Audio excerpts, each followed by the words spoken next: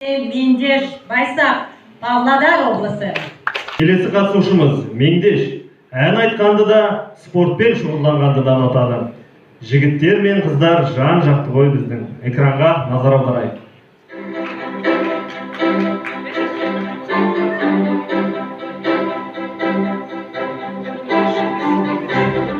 Жүрекке барып орнасын, жырменен салған сәлемім, ешкімге жұмбақ болмасын, мен және менің әлемім. Мен Байсақ Меңдеш Елубайұлы, Павлодар облысында дүниеге келдім.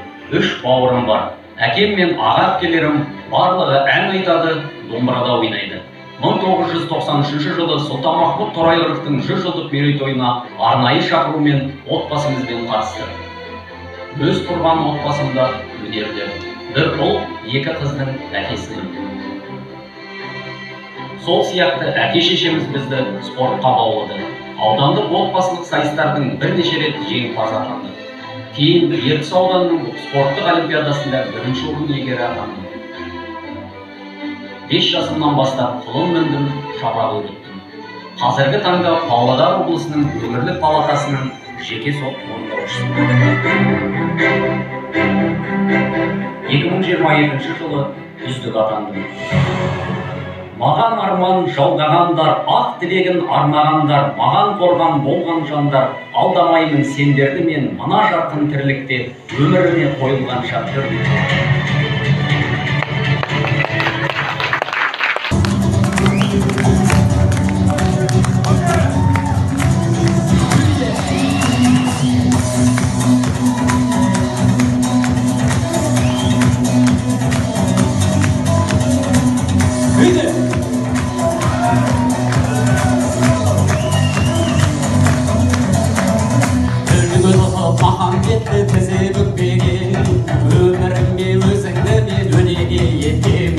Дүбірлеткен заманында тұлпардай сені, жалынынан желеспеген сәйгүлік көрем. Шабыт пен шаттың алдымнан аңғарлар қаптап, тауларды орғып өтіп заңғарлар даттап, жарықтың жылдамдығында жолда қалдырдым, күрескер ақын тұлпарым арманы таппам. Үйде!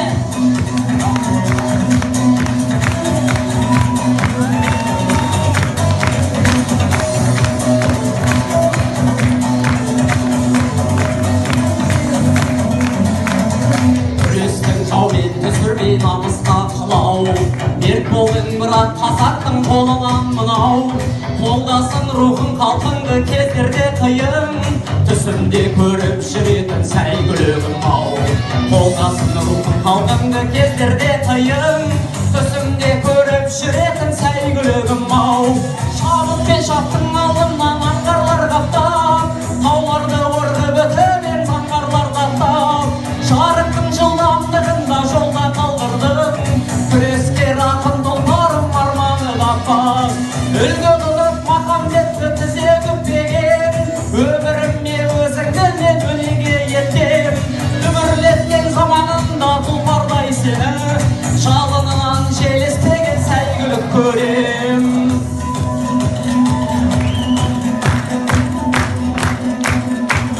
Махамбет Өтемісұлына талай шығармалар жазылған, солардың бірі Мұхтар Шаханұлы әке үкімі.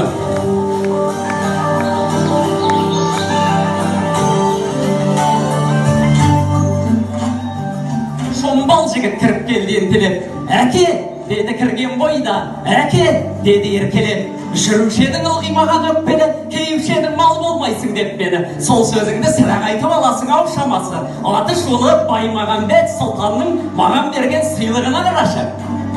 Төрде отырған әкесінің алдына маңмағын басып барды да, алтын жіппен әдіптелген жағасы сұрышыңды тастай салды баласы.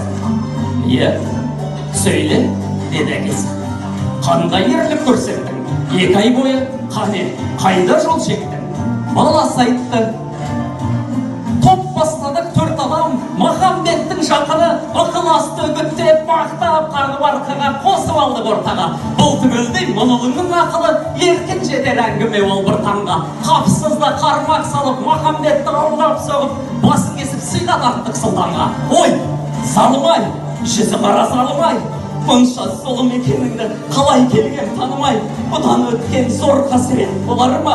Бұдан өткен зор қасірет болар ма? Деп әкесі жас үйірді Жанарға. Қабағыңды жаба қалды неге мұң? Әке, сенің қай сөзіңе сенемін? Есіңде ме менің бала күнімде Махамбетті жек көремін дегенің? Рас, ұлым, айтылған сөз отпен тең. Бір кезде мен Махамбетті жек көргем, әлде кемшін шағым еді ол ақылға. Пенделік қой алған мені тақымға, оған себеп анаң сенің жасынан. Ғашық болған сол Махамбет ақынға, азаппенен атса да сау таңдарың. Қайрағам жоқ қызғаныштың қанжарын, іштей тынып жүре бердім төзген боп. Бірақ өзім құлай сүйген жан барын қайран ақын сезген жоқ. Анаң марқұм ол дегенде от жалындап көзінен, тамсанушы еді нақ бір бақыт табардай әр сөзінен. Ол ақынға деген іңкәр сезімін көрге бірге ала кетті ол өзімен. Әттен біздің сор маңдайлы жайықта ерлер аз ғой баралатын байыпқа. Тым кеш ұқтым Махамбеттей батырға, бүкіл қазақ ғашық болса айып бар. Құдіретті шындығынан таңбаған, парасатты ізгілікке жалғаған, ақын деген киелі қу самғаған, ал ендеше құдатқан пендені қайатаңнан көрмедің оңбаған. Бұл салада сен бірінші адамсың, адам емес ең бірінші надансың. Ел дәстүрін, ер дәстүрін қорлаған, нақ мынадай қасиетсіз оқиға бұрын қазақ топырағында болмаған. Қандай қиын кезеңде де туған ел ақындарын жанын салып қорғаған.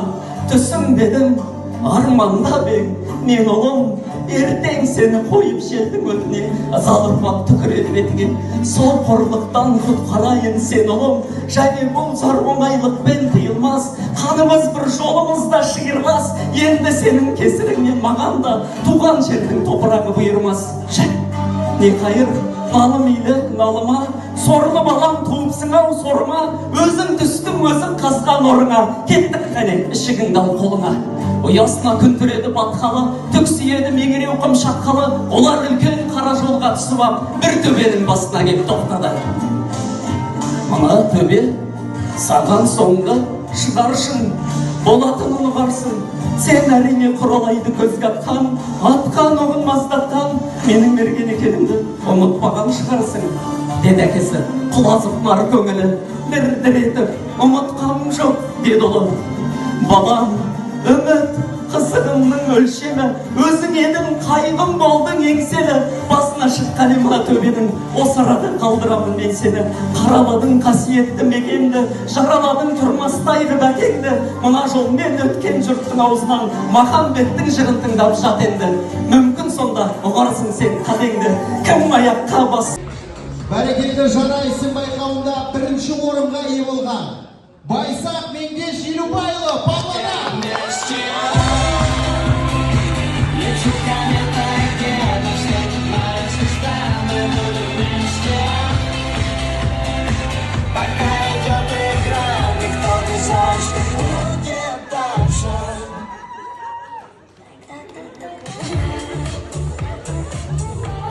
Төртінші орын Төлепбекова Гүлдана Мерекеевна.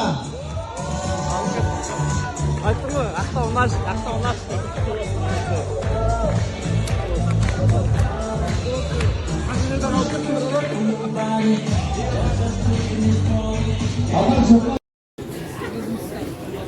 Ал шабытпен шаптың алдыңнан аңғарлар қаптап, тауларды орғып өтебең заңғырларды аттап.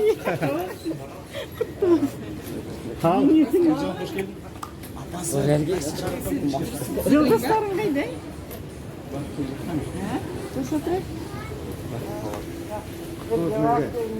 Ана, Меңдеш өте эстафетті өнерін көрсетті.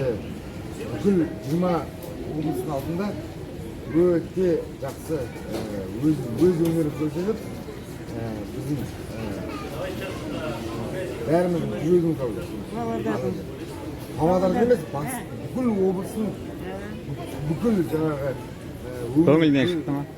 жүрегін алып, анда төрағаның орынбасарының бәрі жүргілердің бәрін қарап тұрса, барлық жерін қалса, Меңдеш бауырым.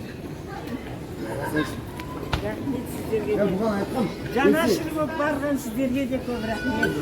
Қате, бұған айтқам. Есе орын алмасаң бармақ қой.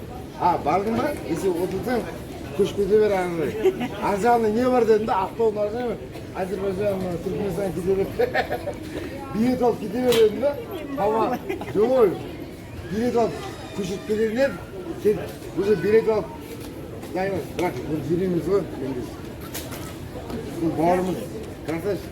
Жақсы, бәріңе де рахмет. Малый, біз білеміз. Видеоны көрсет.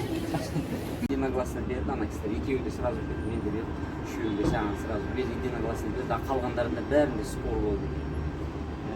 Айтты ма, бірде болды, бес спор болды. Жаңа өлеңді айтпайық, Құранын оқыған кейін өзінде соны алып тұрды, сонымен ғана алып кетті, соны басып кетті. Ендеше онда өлеңді айтсаң ана құлақ нетілмейді ғой, жоқ қой уже. Эффект шалмай қалды. Сен өлеңді қалай айтсаң да, ана құлақ көт нетіп тұр. Деп келе жатыр, Бұнда ана артындағы нелерді бәрі күшті көрсетті ғой. Алматылар вообще шоу болды ғой ана жерде. Сол жерде. Бүл ана нелерді жіберді. Не болса да молодец. Оны қалап еш қараған. Именно құр жаңағы выступлениені бағалады болды. Еңбегің тұрды. Бабаның да еңбегі тұрды. Айнаны сүйреп тұрды. Олармен сүйреп. Айна, мамайды, айна сүйреміз. Мен кешке келгенше бітсін деп жерді бәрін үшеуміз құямыз деп. Енді өлең ана жерде орын берді деген тұрдым да жүріп кеткен ғой, соны бейт кетіп қалыппын. Уже обычный өзім жүріп кеткен ғой, айдап барамын ғой, өзіме қарап айтам Нұржан үйреткеннің бәрі кетті ғой. Айтып бір болып минуттың ішінде тұрсын. Ана Алмагүл Монголға қазір звондадым, 15 минут сөйлегенше, ой, риза болдым. Барған ана екі бала обедке барыпты ғой, сосын обедке барған кезде күшті оларды. Ой, ана Меңде шаған мәдениетті балалардың балаларға көрсетесің ғой сөйлей бергім келеді деп айтты, сөйлесе бергім келеді. өздері живой балалар. Бірінші баланы жібердім, бітті, мен үшінші звондадым ғой, ойлады, кетші, мына мен қазір не істеймін, шыға алмайтын болып тұрмын, шығармайын, наверное. Ана екеуі келді, блин, сразу. Екеуі де бір-біріне айтады, сен бүйтіп живой болып тұр екен. Екеуі тұрып, Екеуі бірдей істеді, негізі, просто олар бұлай тұрды да, бұлай шықты алға. Негізі бұлай шығу керек еді, сен жауып тастау керек еді, сен артынан кетіп қалсың таңды. Онда өз мен